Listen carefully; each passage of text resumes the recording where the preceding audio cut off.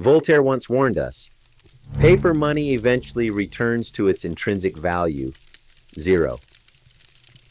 For 5,000 years, this hasn't just been an opinion. It's been an absolute law of financial gravity. Empires are built on the bedrock of hard money, yet they often crumble on the wings of paper.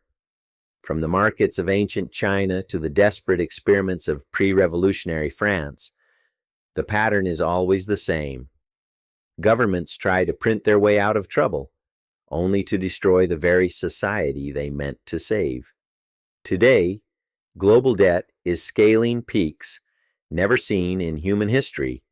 So, it begs the question, is your wealth sitting on a foundation of stone? Or is it just another page in history's most predictable tragedy? Let's travel back 1,000 years to the Song Dynasty. They did something revolutionary. They created Jiaozi, the world's first paper currency. At first, it felt like magic. No more hauling heavy iron coins across the country. But then, the reality of war set in. To fund their defense against Mongol invasions, the state did what every desperate power eventually does. They hit the print button. They issued more Jiaozi than they had silk or gold to back it. In a heartbeat, the paper that was as good as gold became worthless. The economy didn't just stumble, it vanished. This wasn't bad luck. It was math.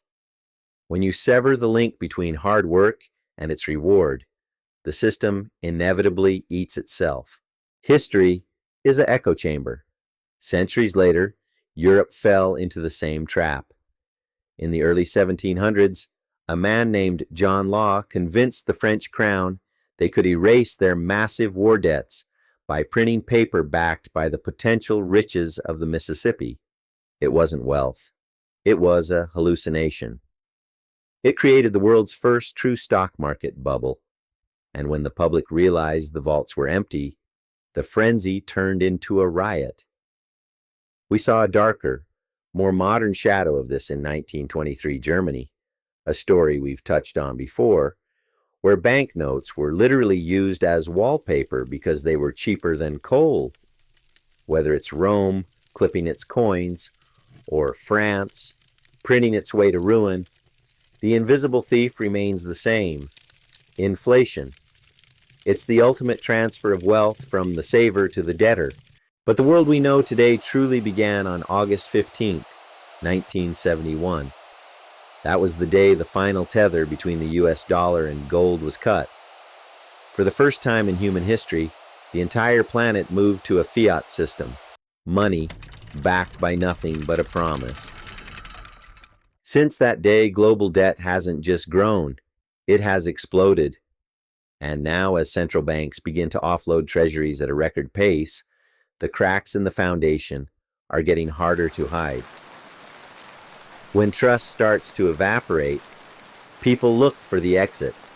Historically, that exit was always gold.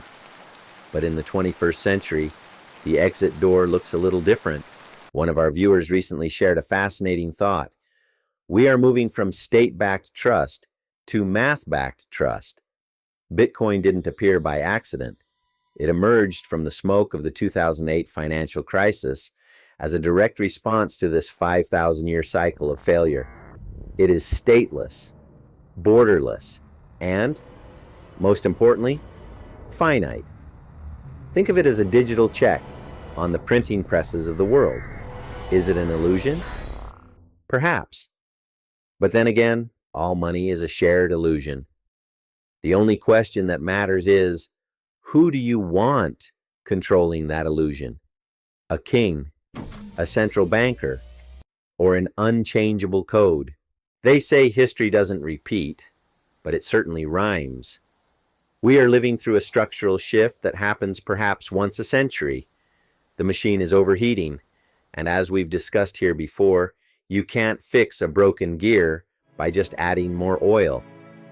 If you want to stay ahead of the curve, make sure to subscribe to Financial Historica. Your financial future depends on how well you understand the past. I'll see you in the next chapter.